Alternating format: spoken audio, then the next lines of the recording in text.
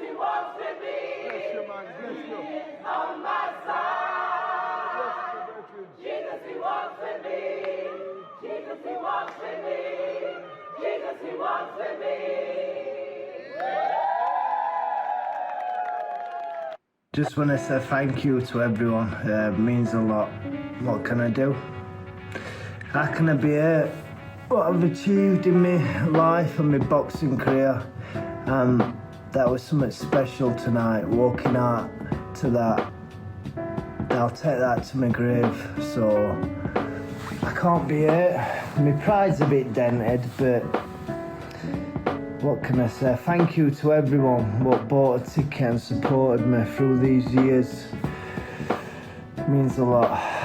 Whether I pack in boxing or carry on, honestly, love you.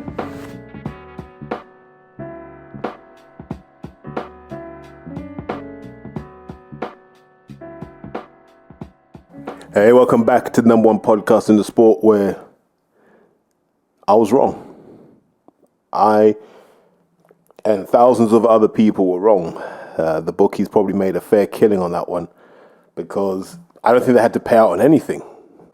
So it's probably worth setting the scene a bit to understand how we are where we are now, because there's a lot of context that goes into stuff, a lot of nuance that I think gets forgotten because like boxing now is good guy, bad guy. I like him, I hate him. It's not, let me understand the backstory. Let me understand where this has all come from. And sometimes you need that in order to understand where we are now.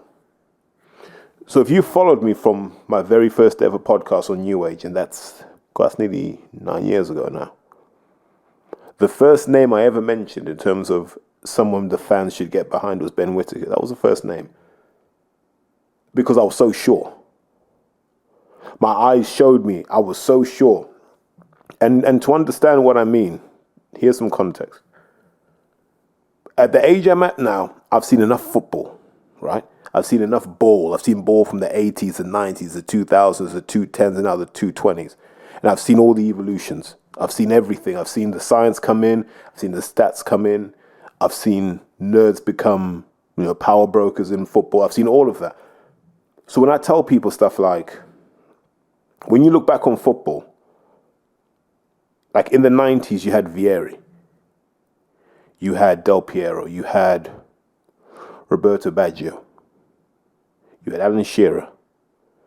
Klinsmann, Oliver Bierhoff.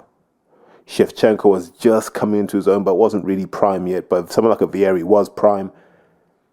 You're looking at, even in the UK, you're looking at guys like Andy Cole, Sheringham, etc. You're looking at strikers where you're like, oh my God, these guys are legends for their club. Brilliant players, amazing players. Midfielders, Matthias Sammer, legend. And you look at all of these people, and they're all top tier players. If there's a football Hall of Fame globally, these guys are in it. You see what I mean? Seedorf's in it. Like Seedorf, the best midfielder of his generation, without a doubt. Like Seedorf, better than Xavi, better than everybody, better than Busquets, better than everybody, in my opinion. Yeah, and I can say that about Seedorf. Davids, Zidane, right? You have all of these players, but you've got R9. R9 was different. And everyone agrees R9 was different. R9's not in a conversation with players of his generation. He's just not, because he was so far ahead. And you look at just in the last 20 years we've been watching football. We've had guys like Pirlo come and dominate. Gattuso. We've had Scholes, Gerrard, Lampard. We've had Thomas Muller. We've had Luka Modric. We've had Pavel Nedved. We've had, who else have we really had? We've had guys like Arjen Robben, Wesley Sneijder, Ricardo Quaresma, Simão Sabrosa. We've had all of these great footballers, right? De Bruyne, David Silva, Cesc Fabregas, Sergio Busquets, as mentioned earlier. We had all of these players, right? Lewandowski, players that Suarez, players that you class as great, but then there's Messi and there's Ronaldo. And Messi and Ronaldo are never part of that discussion because they live on another planet. And that's who Ben Whitaker was at a point in time. That's who Ben was. Because you got to think about who was coming up with Ben. And it was guys like Lewis Richardson, who's now won Olympic bronze. It was Zach Chelly. You know who Zach Chelly is. There was probably Willie Hutchinson. I'm going to put him in that mix. John Dock. All of these guys are his peer group. But if you said, who's the guy? It's Ben Whitaker. It's not even close. Then you broaden it out and you go, well, he's the same age as Dalton Smith. He's the same age as Peter McGrail. And that list goes on of that whole generation of kids who were really, really good. And, you know, people thought highly of Dalton. Yeah? Really, really good level. Daniel Dubois, Naylor Ball. All of these guys. Chris Lutecki, who was from Sheffield as well. You've got all of these people. And it was Ben Whitaker in a discussion all of his own. You were 100% sure that he was the goods. With Daniel Dubois, you're like, he's good, but what's going to happen when he fights guys who are a bit bigger, a bit more mature, a bit seasoned? What will he do as a senior? Same with Dalton Smith. What's he going to do as a senior? There were no questions around Ben Whitaker. Now, you may not have liked how he went about his business, but Ben Whitaker was Ben Whitaker. So by the time he finishes up as a junior, Ben Whitaker is probably the number one prospect we've got, followed closely by Daniel Dubois, and then depending on where the chips fall, maybe Dalton Smith, maybe a Peter McGrail. If I've got the ages wrong, forgive me. But that's the picture you've got. His first year of senior eligibility, Ben Whitaker wins the ABAs. Remember that. The first year he can compete as a senior, he wins the ABAs. And he beats the golden boy, Jordan Reynolds. Go back to that time, 2016, and remember who Jordan Reynolds was. And he played with him. Yeah, on a finals day in Liverpool, where you got to see Peter McGrail, you got to see guys like Callum French, you got to see guys like Carl Fail, you got to see guys like Lyndon Arthur, you got to see guys like Chris Billings-Smith, and you got to see guys like Siobhan Clark. You see all of these guys there, right? You know what they're doing as pros now. They're respectable pros. A lot of them were older than Ben Whitaker. But the star of that 2016 championship was Ben Whitaker. Like I said, he wasn't in a conversation with anybody else. He just wasn't. If we were being fair, he would have gone to the Olympics instead of Anthony Fowler that year. And I'm not saying that to disrespect Anthony Fowler. I just think that year Ben was better than anybody in the country by a country mile. That's who Ben Whitaker is within the sport. Those in the know, those who have seen people come and go will tell you there wasn't anything like Ben Whitaker 2 or 3 years either side of him. And so that takes you to all of these other conversations that happen. What happens afterwards? And he does a Commonwealth and it doesn't go that well. He loses to John Dock and people are like, is he that good? Right? He loses to John Dock in the Commonwealth. People go, is he that good? He comes back from that, makes it a GB, right? Does his Olympics, gets his silver medal. Deservedly so. So, at this point, Ben Whitaker is one of the greatest amateurs we've ever had. One of the all-time great amateurs. Okay, he didn't get the gold medal, but he boxed with one arm. What would he have done with two? Maybe he would have won. We don't know. But he's one of the greatest amateurs we produced. He's the exception that proved the system at GB. He was so good, they said, leave him. Let him box how he wants to box. Because we don't understand what he's doing. That's how good Ben was. McCracken said, leave him. He wants to do all that flashy stuff. Leave him. Until someone can stop him doing it, he gets to do it. So Ben's career up until the Liam Cameron fight had just been a lesson in shit matchmaking and dog shit promotion. I'm not going to mince my words about this. He fought wall-to-wall shit from debut until Liam Cameron. Just wall-to-wall shit. And the reason that's dangerous is I think when you're taking high-performing kids out the amateur system, you got to scare them early. They've got to understand the difference between amateur and pro early. They've got to understand that what they're doing isn't going to work. And you want them to find this out in a 4 or a 6 rounder because they can work hard enough to get the win, but the fight will be hard enough that they get to learn. Yeah, there's an art in developing fighters because they're different kinds of fighters. So they're fighters who are used to chasing front runners. Yeah, the chip on the shoulder guys who have a point to prove. And you can match them differently because they're always going to be relentless because, you know, that imposter syndrome kicks in. But there are guys like Ben, and if you ever look at Ben's amateur record or ask him about his amateur record, he beat, apart from John Doherty, who I don't think he beat everybody else he was supposed to beat in his generation.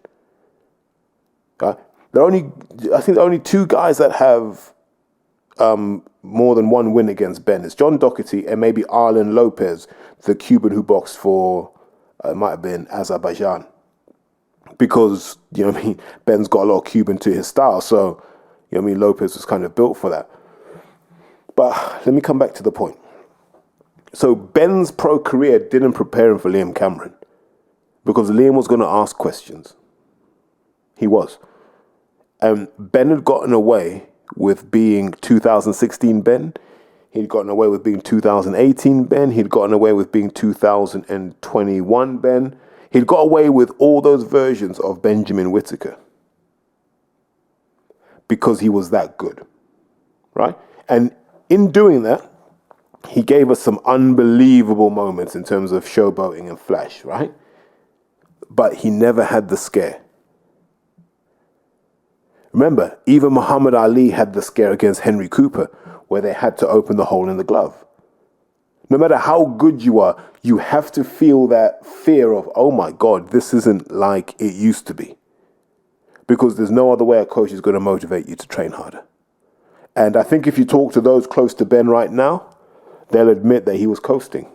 He thought he'd get by on just being Ben Whitaker and being that guy that made high-level pros look stupid.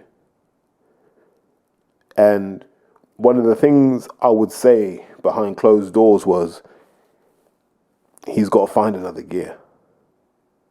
Because at some point there's going to be a guy that can stand up to what he does. Then what?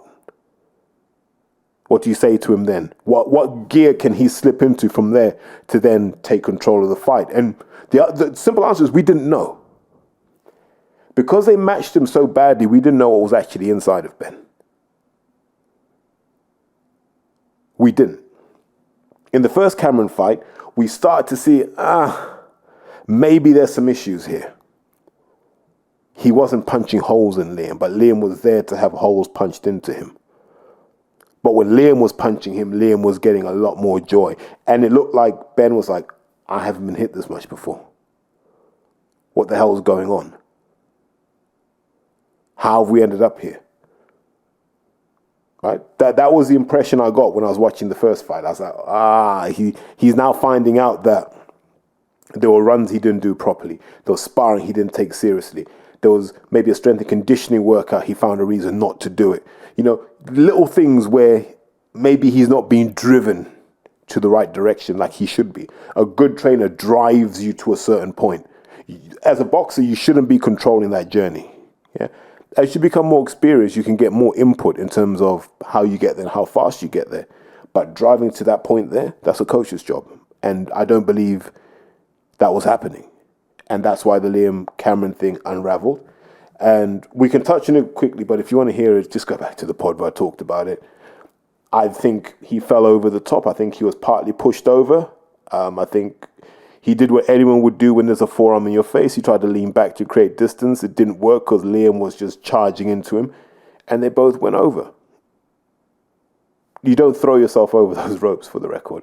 It's not an easy thing to do. I'm telling you now, go into your local gym and try and throw yourself off the top rope. Like, most people couldn't high jump the 4th rope in PE. You know, when I hear this, he threw himself over the rope.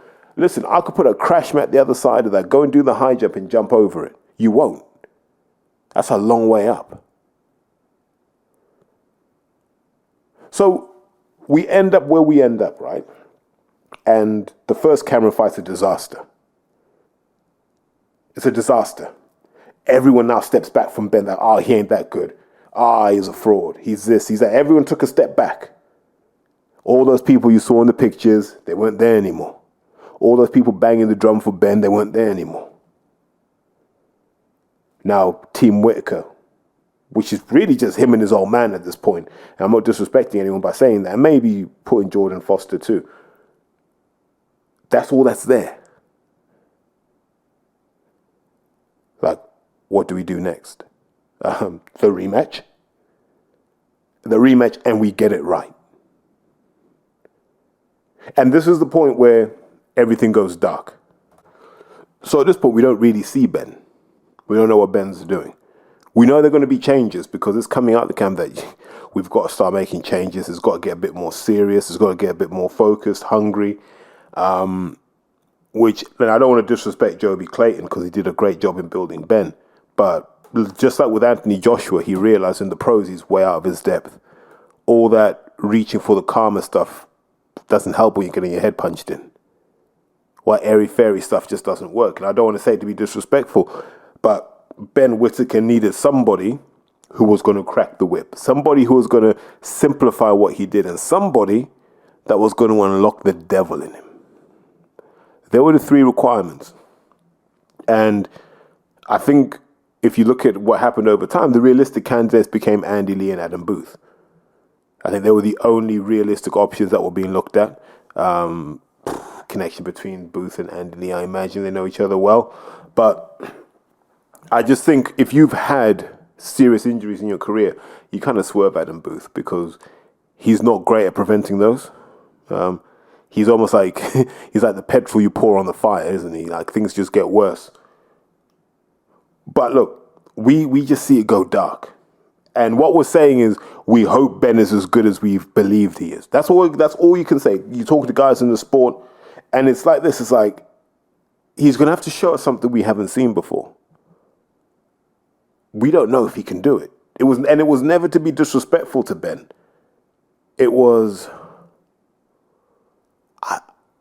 I haven't seen it. So if I told you he's got it, it will be more hope than expectation. And so when you're choosing your likely winner, you're thinking, I know what I'm getting with Liam. So Liam's character, Liam's kind of journey to this point, plus Grant Smith knowing Ben well, and we'll come on to that later. This is a potent mix and a potent combination. But I always caveat that by saying in a rematch, no matter what side of the line you are on, you have to bring something fresh to the table. You have to bring something to the table that your opponent hasn't seen before. It's not on the video. It's not in any conversations they could have had with people. You've got to bring something brand new. Could be a new combination. Could be a new attitude, a new pace that you set. Doesn't even matter. Bring something new. And so the question for Liam was, can you do something different? Is there something else you can exploit? And so that's all that's hanging in the air because we don't really know at this point. The guys released the gloves are off. The gloves are off to me was a disaster. I didn't feel Ben approached it the right way. I think at some point you know you're on there to sell the fight. It's not really, you're there to sell the fight, do the job. And they filmed it early enough that he could have done that, right? So I felt sometimes you can be too clever. And that felt like a too clever moment when it needed simplicity. So at this point, we're looking at it, we're like, Ben's all over the place. Liam's looking focused and hungry. All right? So I record and I go, I'm leaning towards Liam because I haven't seen anything from Ben. I'd heard little bits from people in the Midlands telling me that Ben was doing doghouse rounds. But they're the sort of thing you have to see with your own eyes to be like, yeah, okay, I get it. But on reflection, what did I know? So in fight week, so I recorded my episode the Thursday before the fight, and I was like, I want to lean slightly towards Liam, and I didn't want to do that because I wanted to give Ben all the chance in the world, but I couldn't hang it on anything. Because I just don't think you can be hard to hit against anyone experienced for the whole fight. And at some point, you're going to have to do some damage. And we hadn't seen him do damage in his pro career because they'd served him a shower of shit from start to finish. That's what they served him a shower of shit. And so this is like almost like his introduction to the pro game now. And so I was like 55-45, Liam 60-40, one of those. But it was marginal for me, but I wasn't sure either way.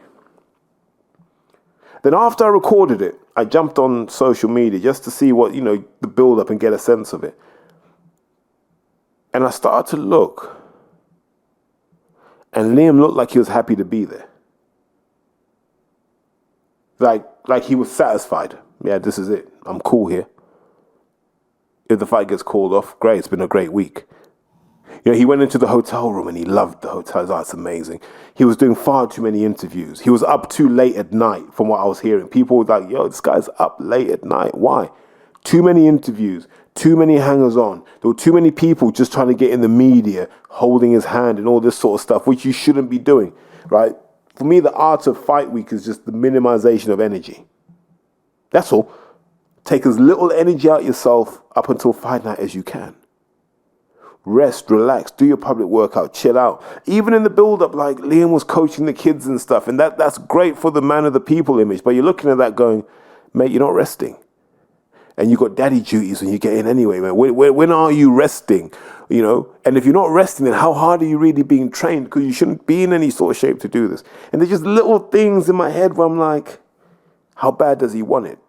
And it's hard for me because I love Liam. I love Liam.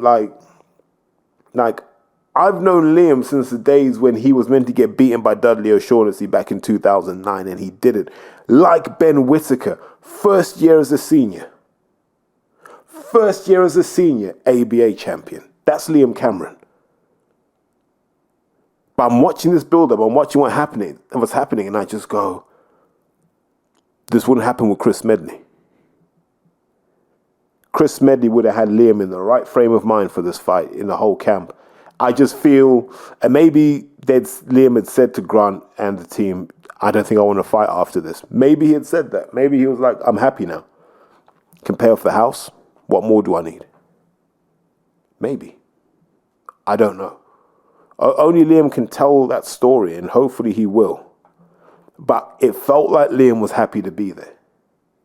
And so Friday, Saturday, I'm like,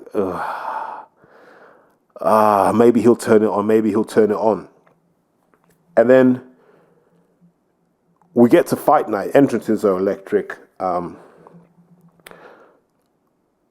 Liked bits of Ben's intro. I always think it's good when you connect your entrance to the community. I think that's an important statement, and I'm proud of the fact that he did that.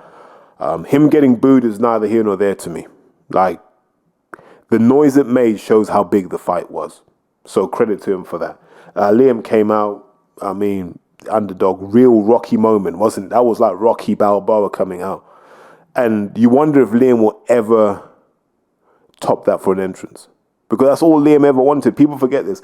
All Liam ever wanted was to headline in a big arena in a UK show. And these were the dreams that were promised to him time and time again in his career, and they never came to fruition.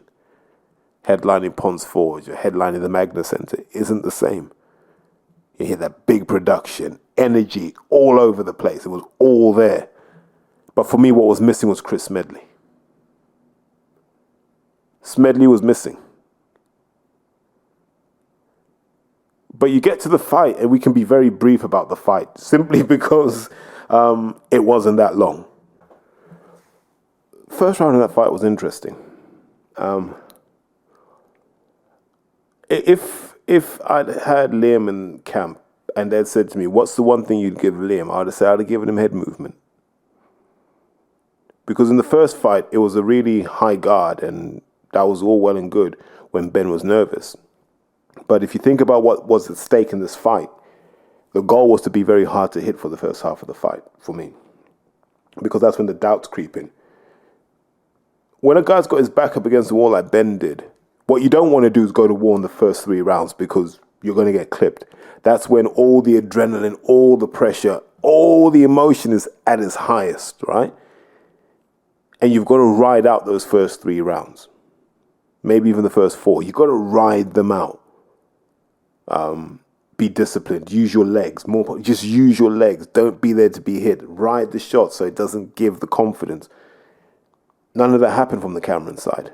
If you look at Ben was there and he was like, let me establish my jab. His jab was working. And then he started to put some movement off the jab. So jab, little slide back, jab, little step to the side, jab. And he started to experiment with that jab. Liam was catching him a few times and he was having an impression, but Ben stuck to his discipline. He said, let me feel this jab out.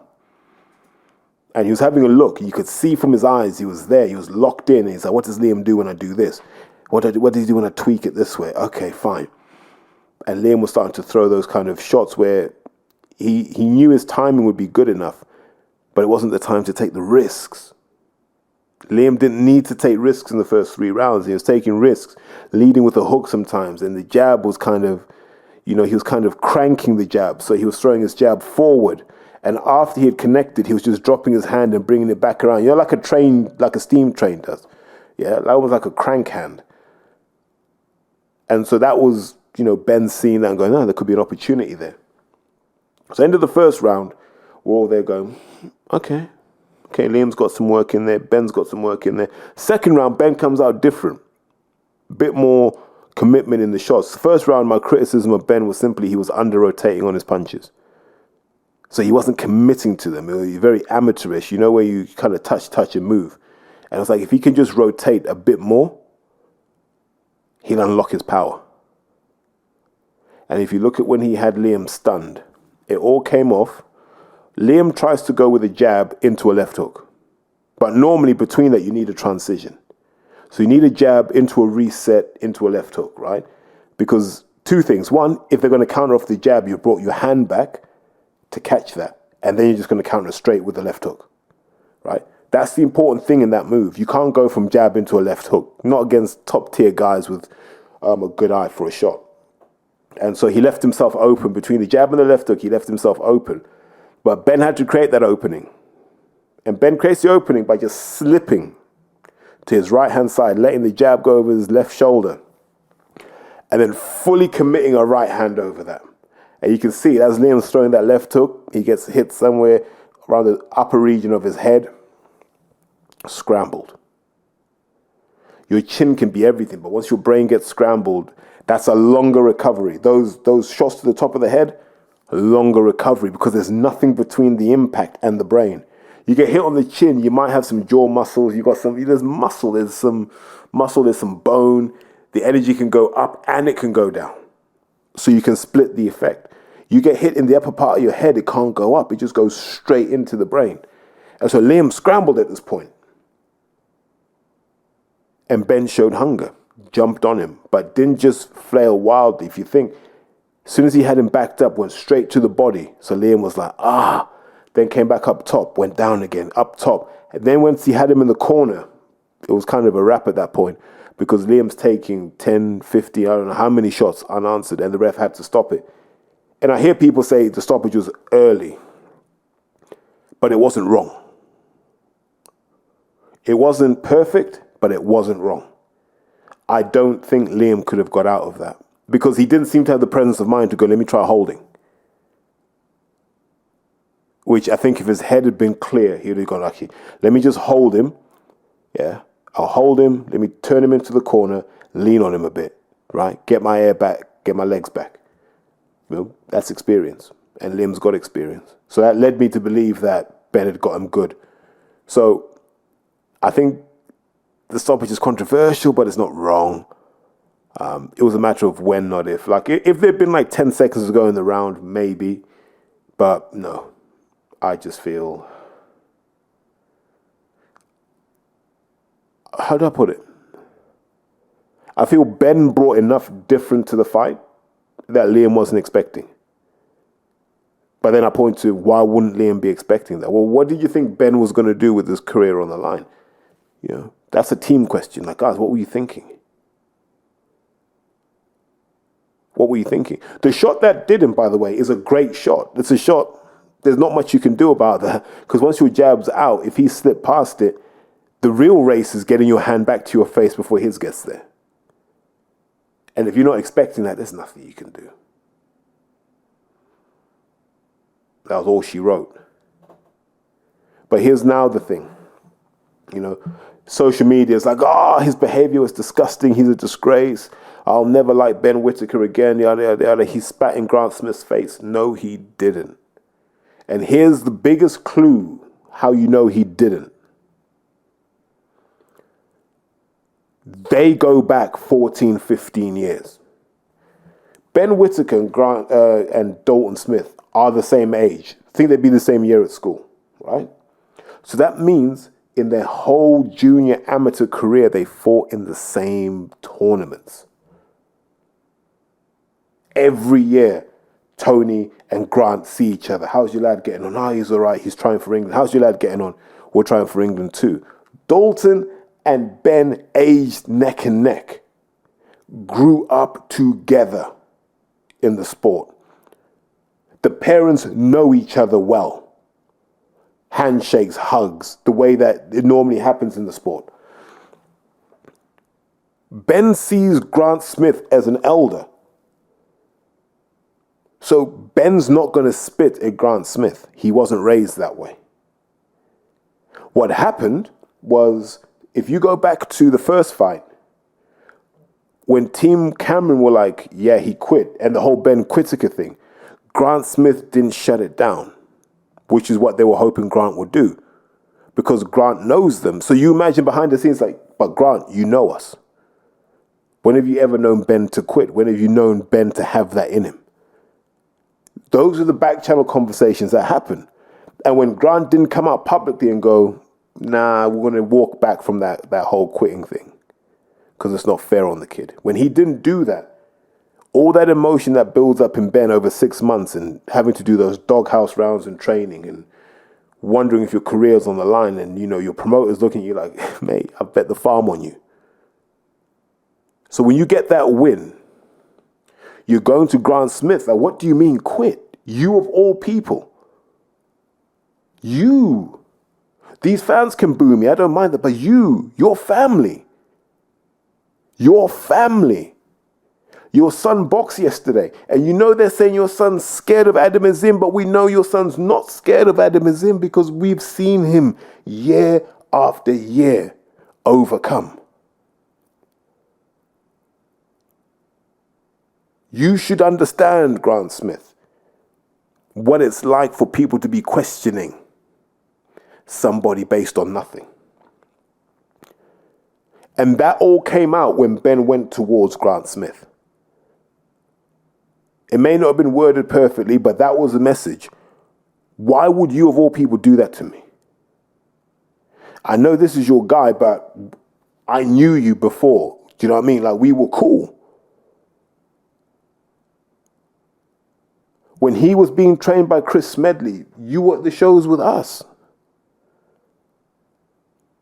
That's what the issue was. And I don't know if you've seen the clip since, but Ben's dad, Tony, is able to bring Grant and Ben together and they have an adult conversation that says, look, yeah, we felt hurt that you did this because we all go back a long way. And I'm sure Grant said, yeah, I didn't thought of it like that, Yeah, you're right. And they hugged it out and they talked it out and it was resolved. Meanwhile, all these fans are taking sides, but the conflict's been resolved. But fans always want to get involved because they think their opinion is more important than the reality out there. And it's crazy. But it wasn't spitting. It just wasn't. And then Ben, getting emotional after the fight, of course. He's never had that. Remember I told you, there was everyone else and there was Ben. And he went from that to, he might be done.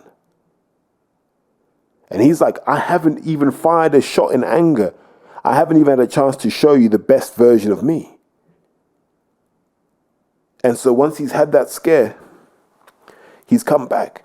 And the hope we have now as British boxing fans is this is just the baseline for Ben. And it's going to get better. Because there's still more that he has to do. I still think he's a bit too upright. I think he's there to be hit if someone really comes after him. I think when he faces someone with a good jab and good height to them, like a Spider Richards, he's going to get tested again. I'm not saying he's going to lose, but he's going to get tested again. So the evolution has to continue. But like I said to his old man, all the usual suspects are going to come out the woodwork now. They're all going to be back in the pictures. They're going to be inviting him to the butcher's, to the ice cream parlor, to the restaurant. It's all going to happen again. And hopefully the cycle doesn't repeat this time. Hopefully Ben becomes a boxer first and, you know, an influencer, celebrity, famous person second. Because I didn't even like all that Marcus Rashford stuff coming in the changing room. Because I'm like, Ben, like, you haven't won the British yet. Like, it's not a world title fight where you need all of this. But that's just my view. I'd like to see Ben now zero in on the British. I don't think there's any point in wasting time now. You fight Louis Edmondson for the British, do it in the summer. I have a couple of months to chill. And then you go after the names. Then you go after the names, the Hutchinsons, the Dan Azizes, the Craig Richards. Once you've won that British, you go, okay, let me go after these guys now. Let me get what's mine now, because what's Ben now? 27 going on 28? These are peak years. Like, no tune-up fights. No tune-up fights. If you can't do the 12 now, you'll never do the 12. Just crack on, is what I would say. But if Ben Whitaker's about stoppages now, I'm 100% on board with this journey. 100% on board. Because that's what we wanted to see. And that's what I've been asking for a long time. And I'm glad I was wrong, because we've kept money in Ben Whitaker. And Ben's going to be the guy, if he does it right, that anchors British boxing until these guys are Moses Atalma, Leo Atang, etc., bubble through. And then we've got that depth of talent that comes through, that new wave of talent. But it's going to be Ben that anchors that if he plays us right. And that's going to be the role that is bestowed upon him if he's ready. In terms of Liam Cameron, I hope all the people that were in the pictures, all the people that were tagging him, all the people that were doing this, all the people that were giving him stuff, I hope they stand by him now. I want to know that if I ring Liam Cameron when I'm in Sheffield, he'll tell me that he's too busy. That'll make me happy. Stand by him. The usual suspects are out in force. Stand by him. I don't want all of this. He's my friend for life. Show us. We want to see this. And hopefully, from a promotional perspective, they'll go, okay, we've got another fight lined up for Liam. Who's that? Why not put Liam in with Dan Aziz? Roughly the same age. Let those two go at it. That would be my thing. Let those two go at it. Meanwhile, Ben goes and gets the British off Louis Edmondson. And then we go from there. And that's not going to be an easy fight, by the way. But these are the sort of fights, if you're really about it, these are the fights that you go after. But credit where credit's due. God, I just realized how long I've talked for. But credit where credit's due. Because on that night, Ben Shalom, he reflated his boxers. So Fraser Clark gets an impressive win over Ebenezer Tete. Quite liked it. I know it's Ebenezer Tete, but he did it quicker than Dillian did. And I know this is going to sound crazy, but what's wrong with that fight? What's wrong with the Fraser Clark versus Dillian White fight? What's wrong with the Fraser Clark versus Huey Fury fight? What's wrong with the just roll the dice with Fraser Clark. If he loses, you bring him back. But he's too old now to be fighting anybody below that standard. Like, there's no point in fighting him, no Marius Vax or none of that. Kingpin Johnson, none of those type of fighters do Harpers. Maybe Yoka, put him in with Yoka or something like that. But take his career seriously. I'm trying to think also, he put some money back into Tyler Denny. Tyler fought that Soldier guy. Don't want to see him again. He's not serious. Like fighting guys to that Soldier guy, one of the reasons why Skyboxing's kind of tanking at the moment. You're telling me that's the best fight you could get for Tyler Denny? Because if it is, then we got big problems. So I didn't really like that. Felt for Brad Goldsmith. Like, I've talked up Brad a lot. And for most of the fight, people were like, yeah, spot on about this Brad Goldsmith. And then he got careless. But here's the thing I want to say about Brad. There's no point in him learning a lesson on the big stage and then you send him back down to fight on BCB shows under Errol Johnson. And that's no disrespect to Errol Johnson. It's, look, if he learnt the lesson on TV, let's see him apply the lesson on TV. So I hope Ben Shalom will bring Brad Goldsmith back. It's not like Sky's that deep with talent that they can afford to ignore these guys. I'd like to see them bring Brad Goldsmith back. Because, one, he can shift tickets from what I understand. Number two, he's actually a really good boxer. And three, all he needs are those kinds of fights. Because on the small hall scene, what happens normally? You've got a ticket seller. You put him in fights, he's always going to win. Because you want to keep selling those tickets. So he doesn't really learn and he doesn't really get challenged until it's too late. We've seen this happen a lot of times. One of the few promoters, I think, who gets it right is Steve Goodwin. Because that Box Mania thing means you kind of get that feeling, that 50-50 feeling before you jump on TV. I don't think Brad had that.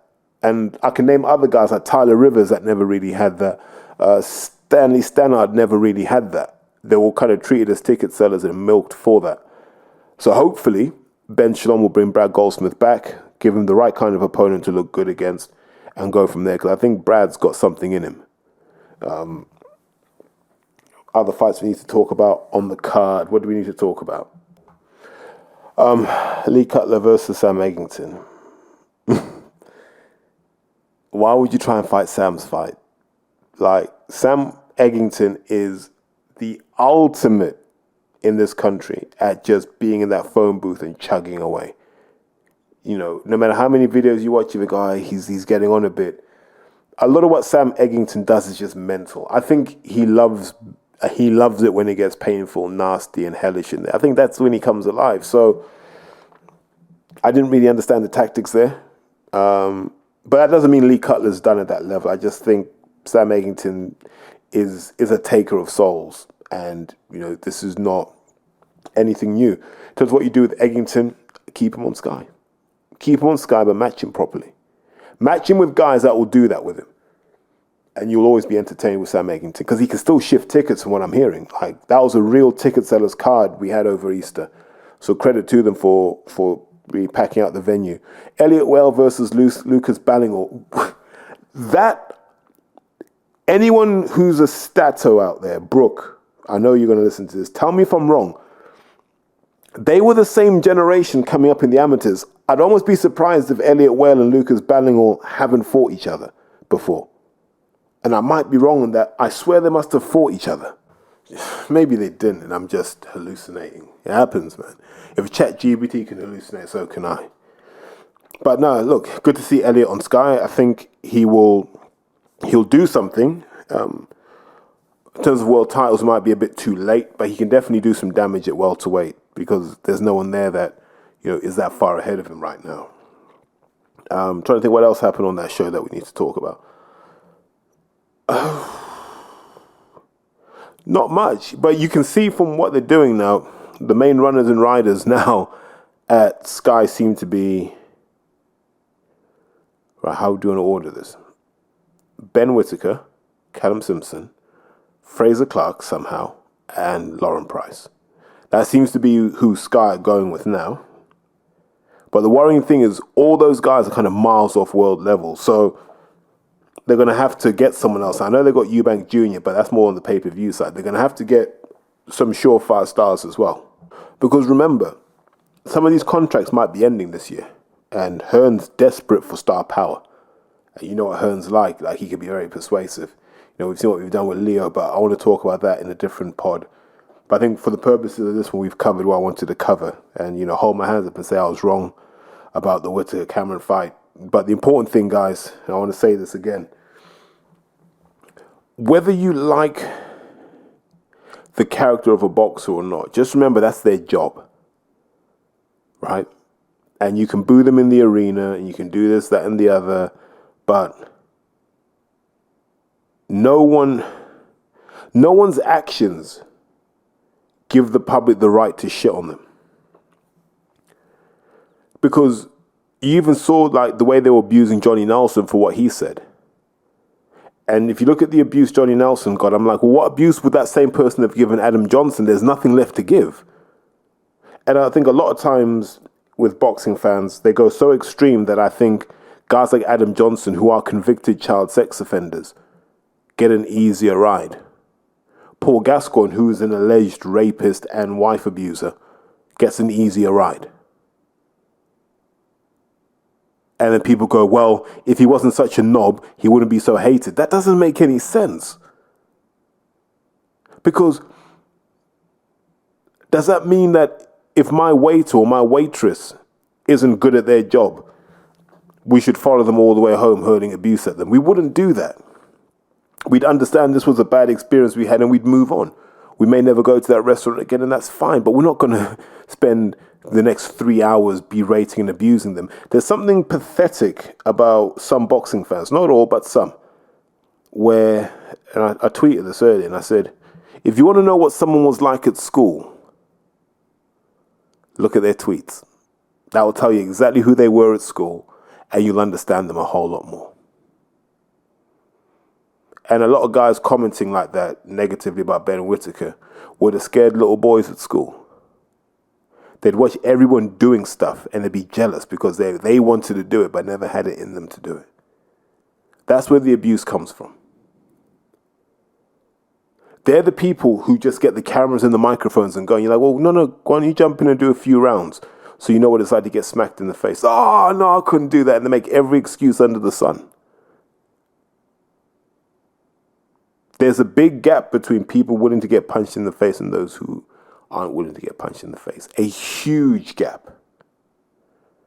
And that doesn't mean that those getting punched in the face are above criticism. Criticism's fine.